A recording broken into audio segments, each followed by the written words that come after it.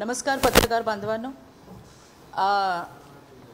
आपण पाहताय सध्या की लाडक्या बहिणी या संपूर्ण राज्यामध्ये तुम्हाला अतिशय आनंदी झालेल्या दिसतायत, कारण प्रत्येक लाडक्या बहिणीच्या खात्यामध्ये महायुती सरकारच्या माध्यमातून 3000 रुपये जमा करायचं काम जे आहे ते सुरू झालेलं आहे। त्याच अनुषंगाने येत्या रविवारी म्हणजे 18 तारखेला संध्याकाळी 5 वाजता मुंबईतल्या शेरे पंजाब BMC ग्राउंड जे आहे अंधेरी पूर्वचं, त्या ठिकाणी आमच्या सगळ्यांचे नेते, राज्याचे उपमुख्यमंत्री माननीय देवेंद्रजी फडणवीस यांच्या प्रमुख उपस्थितीमध्ये लाडक्या बहिणींचा देवाभाऊ हा कार्यक्रम भारतीय जनता पार्टी महिला मोर्चाच्या माध्यमातून घेतला जाणार आहे। त्या ठिकाणी आमचे लाडक्या बहिणींचे लाडके भाऊ देवेंद्रजी फडणवीस हे या कार्यक्रमाला उपस्थित असतील। जवळपास 10,000 महिलांच्या उपस्थितीमध्ये मुंबईत हा कार्यक्रम त्या ठिकाणी होणार आहे आणि त्याचं थेट प्रक्षेपण हे राज्यातल्या आमच्या सगळ्या जिल्ह्यांमध्ये भारतीय जनता पार्टीच्या माध्यमातून लाईव्ह त्याचं कार्यक्रम दाखवला जाणार आहे। शिवाय प्रत्येक जिल्ह्यातल्या 2 भगिनी या माननीय देवेंद्रजी यांच्याशी त्या ठिकाणी 2 वे कम्युनिकेशनमध्ये बोलणार सुद्धा आहेत, आपल्या मनाच्या भावना सुद्धा व्यक्त करणार आहेत। तर अशा या कार्यक्रमाची माहिती देण्यासाठी आज आपल्या सगळ्यांना या ठिकाणी मी बोलवले। परंतु या योजनेवरती टीका जी आहे मोठ्या प्रमाणात होते। सुप्रिया सुळे वारंवार प्रतिक्रिया देत आहेत की पैसे जर आले असतील तर लवकर काढा, नाहीतर हे काढून घेतील। मला हेच म्हणायचंय की या बारामतीच्या मोठ्या ताई यांनी स्वतः तर काही केलं नाही, करायचं नाही, आणि इतर जे काही करतायत त्याच्यामध्ये खोडा टाकायचं काम त्या करतायत। मला असं त्यांना सांगायचंय की भावाने दिलेली, जे आमच्या देवेंद्रजींनी सांगितले की ही रक्षाबंधनाची भेट आहे आणि ही या राज्यातल्या प्रत्येक बहिणीपर्यंत पोहोचते, ही फार महत्त्वाची गोष्ट आहे। त्यामुळे ताई, प्रत्येक गोष्टीमध्ये खोडा घालायची तुमची जी सवय आहे ती कुठेतरी आपण सोडायला पाहिजे असं मला वाटतंय।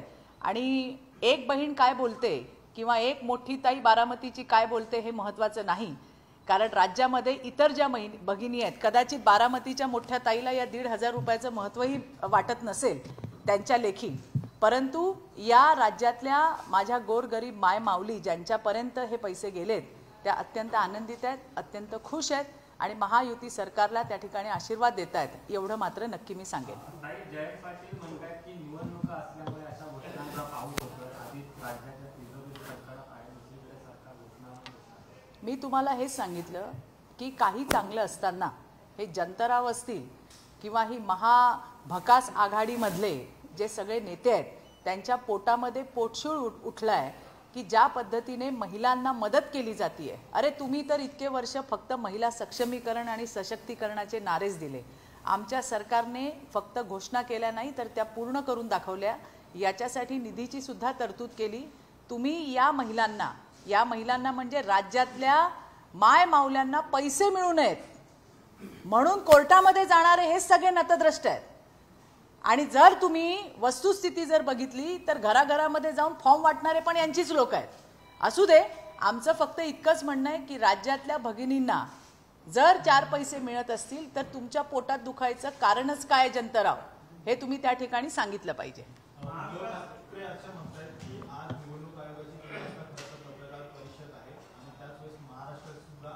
घोषणा करण्यात यावी, कारण की महाराष्ट्राला लुटणारी लोक आलेली आहेत, त्यापासून सावध। 2.5 वर्ष कोणी महाराष्ट्राला लुटलं? 2.5 वर्षामध्ये एक राज्याचा गृहमंत्री, ज्या राज्याचे मुख्यमंत्री हे तत्कालीन उद्धव ठाकरे होते, त्यावेळेला गृहमंत्र्याने 100 कोटीची उघराणी केली। महाराष्ट्राच्या इतिहासात पहिल्यांदा राज्याच्या मुंबईसारख्या शहराच्या, मुंबई महानगरीच्या पोलीस कमिशनर, पोलीस आयुक्त यांनी एका गृहमंत्र्यावरती अशा पद्धतीने एलिगेशन करणं, जो आतमध्ये गेलेला त्यांचा चाहता आहे, जो त्यांच्या पक्षामध्ये सुद्धा होता, मी जर चुकत नसेन तर हा जो सचिन वाझे आहे हा आधी शिवसेनेमध्ये त्यांनी प्रवेश केला, कोणाच्या? उद्धव ठाकरेंच्या, आणि नंतर त्याला सेवेमध्ये घेण्यात आलं होतं।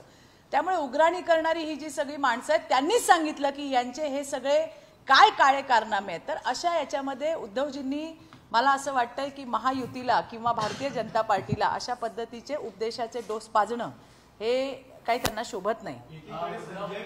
तुम्ही ज्या पद्धतीने सांगताय की सचिन वाझे शिवसेनेत होता, मात्र दुसरीकडे प्रदीप शर्मा यांची पत्नी आहे, त्यांनी देखील आता शिंदे गटामध्ये प्रवेश केलेला आहे. कसं बघता? कारण की त्याच प्रकारामध्ये खरं तर प्रदीप शर्मा यांचं देखील नाव होतं, ते देखील आरोपी. सचिन वाझे हा डायरेक्टली त्या ठिकाणी तो स्वतः त्या ठिकाणी पैसे वसूल करत होता, त्याला सांगण्यात आलं होतं अशा पद्धतीच्या बातम्या किंवा जे काही त्यांनी सांगितलं ते सगळं समोर आलेलं आहे.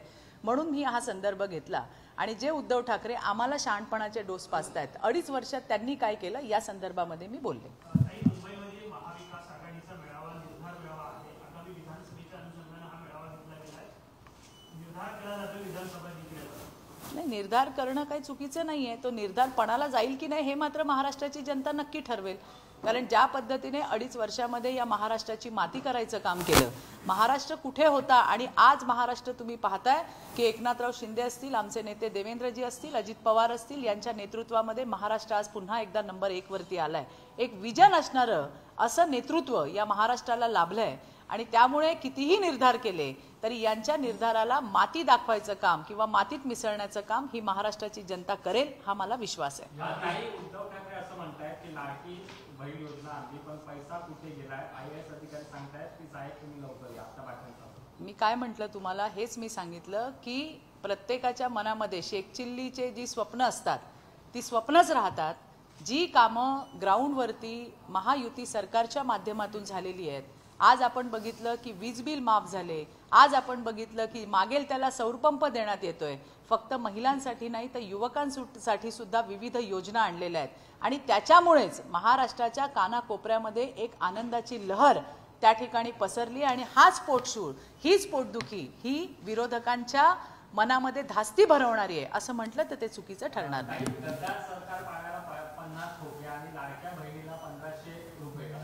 अरे तू याचंच सांगायचं आहे की माय मावल्यांनो लक्ष ठेवा आणि सावध व्हा ग, सावध व्हा या सगळ्या बोक्यांपासून. हे पाहताय ना तुम्ही कशा म्हणतायत, तुम्हाला देण्यात येणारे 1,500 रुपये यांच्या पोटामध्ये दुखतायत.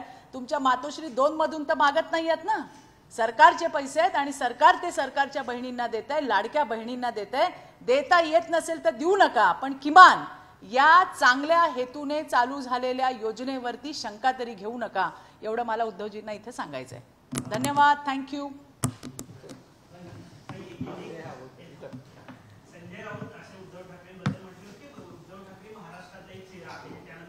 अरे काय तुम्ही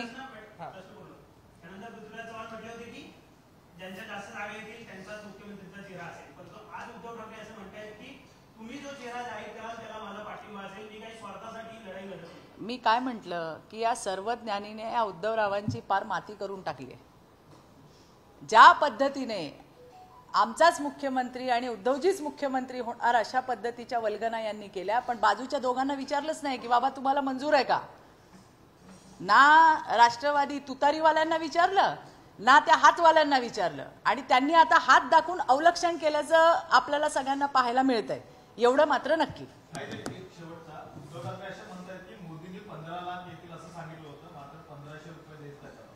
मोदीजींनी सर्वसामान्य लोकांच्या आयुष्यामध्ये आणलेला बदल गेल्या 10 वर्षामध्ये कुठे होता भारत आणि कुठे गेला भारत याचा विचार मला वाटतं प्रत्येकाने केला पाहिजे. आज प्रत्येक घटकासाठी मोदीजी त्या ठिकाणी काम करतायत आणि मला उद्धवजींना आठवणही करून द्यायची आहे की ज्या वेळेला युतीचं सरकार होतं, ज्या वेळेला शिवसेना आणि भारतीय जनता पार्टी एकत्र होते, तेव्हा हेच उद्धवजी मोदीजींची स्तुती करायला आणि मोदीजी किती चांगले आहेत हे सांगताना थकत नव्हते. खरं तर ही वस्तुस्थिती आहे की आज मोदीजींनी जो परिपाठ त्या ठिकाणी घालून दिलाय, जागतिक आर्थिक व्यवस्थेत आज आपण 5 नंबरवरती आहोत. तिसऱ्यांदा पुन्हा एकदा पंतप्रधानपदी विराजमान व्हायचा मान सुद्धा मोदीजींना त्या ठिकाणी या देशातल्या जनतेने दिलेला आहे. आणि त्याच्यामुळे येणाऱ्या दिवसामध्ये आपण 3 नंबरवरती नक्की जाऊ. प्रत्येक घटकासाठी काम करण्याचे एक उर्मी असलेला आपला नेता जो 18-18, 20-20 तास या देशातल्या लोकांसाठी. देश विदेशातील प्रत्येक घडामोडींचे लाईव्ह अपडेट मिळवण्यासाठी आता साम टीव्हीच्या सर्व सोशल मीडिया प्लॅटफॉर्मला लाईक, फॉलो आणि सबस्क्राईब करा. तसंच सर्व नोटिफिकेशनसाठी बेल आयकॉन प्रेस करायला विसरू नका.